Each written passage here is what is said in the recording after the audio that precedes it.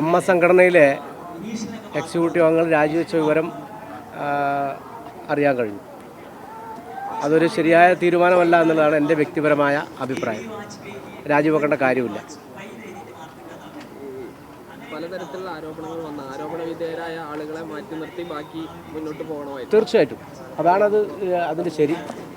ഒരു ഭയം കൊണ്ടാവും ഇനി കൂടുതൽ പേർക്കെതിരെ ആരോപണം വരും, അങ്ങനെ എന്തെങ്കിലും അതിൻ്റെ ഉള്ളിലെ പൊളിറ്റിക്സ് അങ്ങനെ എന്തെങ്കിലും കാര്യങ്ങളൊക്കെ അല്ല, അത് അങ്ങനെ ആവാൻ സാധ്യതയില്ല. എന്ന് പറഞ്ഞാൽ ഇതിൻ്റെ ഒരു അതിൽ പറഞ്ഞ വാചകം തന്നെ ധാർമ്മികമായ ഉത്തരവാദിത്വം ഏറ്റെടുത്തുകൊണ്ട് രാജിവെക്കുന്നതിലാണ്. അതായത് ഇപ്പോൾ ജനറൽ സെക്രട്ടറി ആരോപണ വിധേയനായി രാജിവെച്ചു. അപ്പോൾ സ്വാഭാവികമായിട്ടും അദ്ദേഹത്തെ കഴിഞ്ഞ ഇലക്ഷനിലാണ് അദ്ദേഹം പ്രസിഡൻ്റായിട്ട് വന്നത് അല്ലേ? അപ്പോൾ സ്വാഭാവികമായിട്ടും അതുകൊണ്ടായിരിക്കാം ചിലപ്പോൾ. ഇത്രയും ഒരുപാട് സിനിമകളിലൊക്കെ നായകന്മാരും വില്ലന്മാരും ഒക്കെ ആയി ഒരുപാട് പ്രേക്ഷകരുടെ കൈയ്യടി നേടിയവരൊക്കെ തന്നെ ചെറിയൊരു വിഷയം വന്നപ്പോൾ തന്നെ അത്തരത്തിലൊരു തീരുമാനം എടുക്കേണ്ടിയിരുന്നില്ല എന്നുള്ളത് ഒരു കാരണവശാലും എടുക്കാൻ വേണ്ടി പാടില്ല. നമ്മൾ കാര്യങ്ങൾ പറയണ്ടേ? നമ്മളെന്തിനാ അങ്ങനെ മാറി നിൽക്കേണ്ട കാര്യമില്ലേ? കാര്യം പറയാമല്ലോ നമുക്ക്. പക്ഷേ അങ്ങ് ഒരു പക്ഷേ അങ്ങ് ഏറ്റവും ശ്രദ്ധിക്കപ്പെടുന്നത് ജഡ്ജിയുടെ വേഷം കോടതിയൊക്കെ ഉണ്ടല്ലോ. അപ്പോൾ സ്വാഭാവികമായിട്ടും അതൊക്കെ തീരുമാനിക്കുന്നത്. അതെ, നീതി കിട്ടേണ്ടവർക്ക് നീതി കിട്ടും. കോടതിയിൽ നമ്മൾ വിശ്വാസം അർപ്പിക്കുക, സർക്കാരിൽ വിശ്വാസം അർപ്പിക്കുക, നിയമത്തിൽ വിശ്വാസം അർപ്പിക്കുക, മുന്നോട്ട് പോവുക. നമ്മളങ്ങനെ മാറി നിൽക്കേണ്ട കാര്യമില്ല. പോലുള്ള ആളുകളൊക്കെ പറഞ്ഞത് താൻ രാജിവെച്ചിട്ടില്ല, അത് എക്സിക്യൂട്ടീവ് കമ്മിറ്റി പിരിച്ചു വിടുകയാണ് ചെയ്തത്. അപ്പോൾ ഈ രാജിവെക്കാത്ത ആളുകൾ രാജിവെച്ചു എന്നുള്ള രീതിയിലാണ് അമ്മ പ്രസ് റിലീസ് ഇറക്കിയത്. അത് ശരിയായില്ല എന്നൊക്കെ പറഞ്ഞിട്ടുണ്ട്. ഏതായാലും ഇപ്പോൾ 2 മാസം കൊണ്ട് വീണ്ടും ജനറൽ ബോഡി വിളിക്കും. ആ ജനറൽ ബോഡി വിളിക്കുന്ന സമയത്ത് നമ്മളതായ അഭിപ്രായം പറയും, കൃത്യമായ അഭിപ്രായം പറയും. അംഗങ്ങൾക്ക് ഒരു ഭിന്നതയില്ല. കമ്മിറ്റി അംഗങ്ങൾക്ക് ഭിന്നതയല്ല, അവർ ഒരു ധാരണ എത്തി എന്നുള്ളതാണ് മനസ്സിലാക്കാൻ വേണ്ടി കഴിഞ്ഞത്.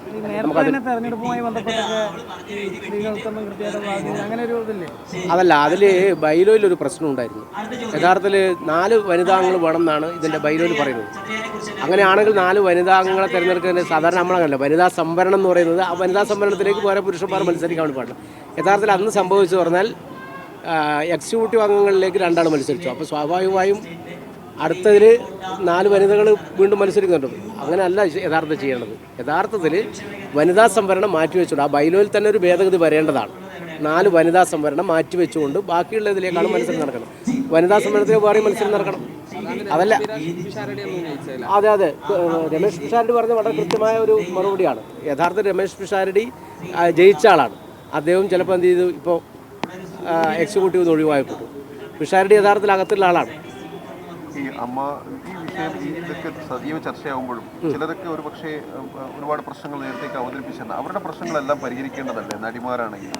നടിമാരെന്ന് മാത്രമല്ല, ആരുടെ പ്രശ്നമായാലും നിർബന്ധമായും പരിശോധിക്കപ്പെടേണ്ടതാണ്, അത് ചർച്ച ചെയ്യപ്പെടേണ്ടതാണ്, അതിന് മറ്റ് നടപടികളിലേക്ക് പോകേണ്ടതാണ്. ഒരു സംശയമില്ല. പക്ഷേ ഈ അമ്മയുടെ തീരുമാനം, ഈ ഒരുമിച്ച് രാജിവെക്കുന്ന തീരുമാനം വേണ്ടിയിരുന്നില്ല. അത് 100% ഞാനിപ്പം ഉറപ്പിച്ച് പറയുന്നു. അത് പാടില്ല എന്ന് തന്നെയാണ് എൻ്റെ അഭിപ്രായം. ഈ ചലച്ചിത്ര അക്കാദമി ചെയർമാൻ സ്ഥാനം രഞ്ജിത്ത് രാജിവെച്ചു, അമ്മയുടെ സെക്രട്ടറി സ്ഥാനം നേരത്തെ സിദ്ദീഖ് രാജിവെച്ചു. അതേപോലെയുള്ള ഒരു പ്രധാന പദവിയാണ് MLA സ്ഥാനം. ഈ മുകേഷ് അതിൽ തുടരുന്നത് വ്യക്തിപരമായ ശരിയാണോ? ശരിയല്ല. തീർച്ചയായിട്ടും അത് സിദ്ദീഖായാലും രഞ്ജിത്ത് സാറായാലും കാണിച്ചൊരു മാതൃകയാണ്. ശരിക്കും പറഞ്ഞാൽ അത് സമൂഹത്തിന് മുമ്പിൽ കാണിക്കുന്ന ഒരു മാതൃകയല്ലേ? അത് നല്ലതാണ്. ഈ പുതിയ ഭാരവാഹിയായിട്ട് വനിത വരണം എന്നൊരു വനിതകൾക്കും അങ്ങനെ നിങ്ങൾ അമ്മയിൽ 506 മെമ്പർമാരുണ്ട്. 506 മെമ്പർമാരിൽ ആർക്കും ഭാരവാഹിയായി വരാം. അത് വനിതാന്ന് അങ്ങനെ മാറ്റി നിർത്തേണ്ട കാര്യമില്ല, അല്ലെങ്കിൽ പുരുഷനാന്ന് മാറ്റി നിർത്തേണ്ട കാര്യമില്ല. വനിതകളും വരണം, ഒരു സംശയമില്ല കാര്യത്തിൽ. അത് വനിതാന്നില്ല, നമ്മളെ ഈ 506 മെമ്പർമാരെ എല്ലാവരും ഇതിന് യോഗ്യരുമാണ്, അർഹരുമാണ്. അവർ വരണം. അത് വനിത വരുന്നതിൽ സന്തോഷം തന്നെയാണ്. ഈ മുകേഷിന്റെ രാജിയെക്കുറിച്ച് രാവിലെ മന്ത്രിയോട് ചോദിച്ചപ്പോൾ, മന്ത്രി AK ശശീന്ദ്രനോട് ചോദിച്ചപ്പോൾ അദ്ദേഹം പറഞ്ഞതെന്ന് വെച്ചാൽ അങ്ങനെ ആരോപണ വിധേയരെ രാജിവെക്കേണ്ട കീഴ്വഴക്കമൊന്നും കേരളത്തിലില്ല എന്നുള്ളതാണ്. പക്ഷേ ഇത് അങ്ങനെ കണക്കാക്കാൻ കഴിയും? വ്യക്തിപരമായ കാര്യം എന്നാണ് മന്ത്രി പറഞ്ഞത്. അങ്ങനെ ഒരു വ്യക്തിപരമായ കാര്യമാണ്. അദ്ദേഹത്തിന്റെ വ്യക്തിപരമായ അഭിപ്രായം പറയാം. പക്ഷെ ഞാൻ നല്ല മാതൃക അതാണ്. ഈ ആരോപണം ഇല്ല, ശരിയല്ല. ഇതിനു മുമ്പും ഒരു വ്യാജമാണ് ഈ പരാതിയെങ്കിൽ ആ വ്യാജമായ പരാതി പരിശോധിക്കും. കൃത്യമായിട്ട് പൃഥ്വിരാജ് ഒരു മറുപടി കൊടുത്തു. പരാതി ഉന്നയിച്ചവർ വ്യാജമാണെങ്കിൽ അതും പരിശോധിക്കപ്പെടണം. പക്ഷേ ഏറ്റവും നല്ലത് എന്താണ്? നമ്മൾ സമൂഹത്തിൽ നൽകുന്ന ഒരു സന്ദേശം എന്തായിരിക്കണം അല്ലേ? അതാണ് എൻ്റെ വ്യക്തിപരമായ അഭിപ്രായം. പക്ഷേ കേന്ദ്രമന്ത്രി സുരേഷ് ഗോപി നിവേശന പിന്തുണക്കുകയാണ് ഉണ്ടായിട്ടുള്ളത്. അത് സുരേഷ് ഗോപിയോട് ചോദിക്കണം, എന്നോട് ചോദിച്ചിട്ട് ഒരു കാര്യമില്ല. സുരേഷ് ഗോപിയുടെ ഒരു പെരുമാറ്റം നില വാർത്തകളിലൊക്കെ കണ്ടതാണോ? അത് നിങ്ങളതാരും വാർത്തയാക്കിയില്ലല്ലോ. വാർത്തയിൽ കണ്ടു. വളരെ ചെറിയൊരു വാർത്തയായിരുന്നു അത്. അല്ലല്ല, ചർച്ചയായിരുന്നു അല്ലേ? ഉച്ച കഴിഞ്ഞതിന് ശേഷം മുഴുവൻ സമയം അത് ചർച്ച ചെയ്തു. അല്ല, അത് ഒരാളെ ഒരു രീതിയല്ലേ. ഇപ്പോഴും ഭരത്ചന്ദ്രനാണ് ആയിട്ടുള്ള സുരേഷ് ഗോപിക്കുണ്ട്. അത് ശരിക്കും പറഞ്ഞാൽ നമ്മൾ മാധ്യമങ്ങളോട് സംസാരിക്കുന്ന സമയത്ത് അല്ലെങ്കിൽ മറ്റ് ആളുകളോട് സംസാരിക്കുന്നത് നമ്മളൊരു നേതൃത്വം പാലിക്കുക, അതല്ല നമ്മളൊരു നല്ലത്. അദ്ദേഹം നല്ല മനുഷ്യനാണ് സുരേഷ് ഗോപി. അപ്പോൾ അദ്ദേഹത്തോട് നിങ്ങൾ ചോദിക്കുക ഇങ്ങനെ സംഭവിച്ചത്. അല്ല, അദ്ദേഹം വലിയൊരു നിർദ്ദേശമാണ് മുന്നോട്ട് വെച്ചത്. കാരണം അദ്ദേഹം ബാർബർ ഷോപ്പിൽ നിന്ന് ഇറങ്ങി വന്നാൽ ആ ബാർബർ ഷോപ്പിൽ എങ്ങനെ മുടി വെട്ടി എന്നുള്ള കാര്യം അപ്പോൾ ആ ഒരു കേന്ദ്രമന്ത്രി പറഞ്ഞ ഒരു നിർദ്ദേശമാണ്.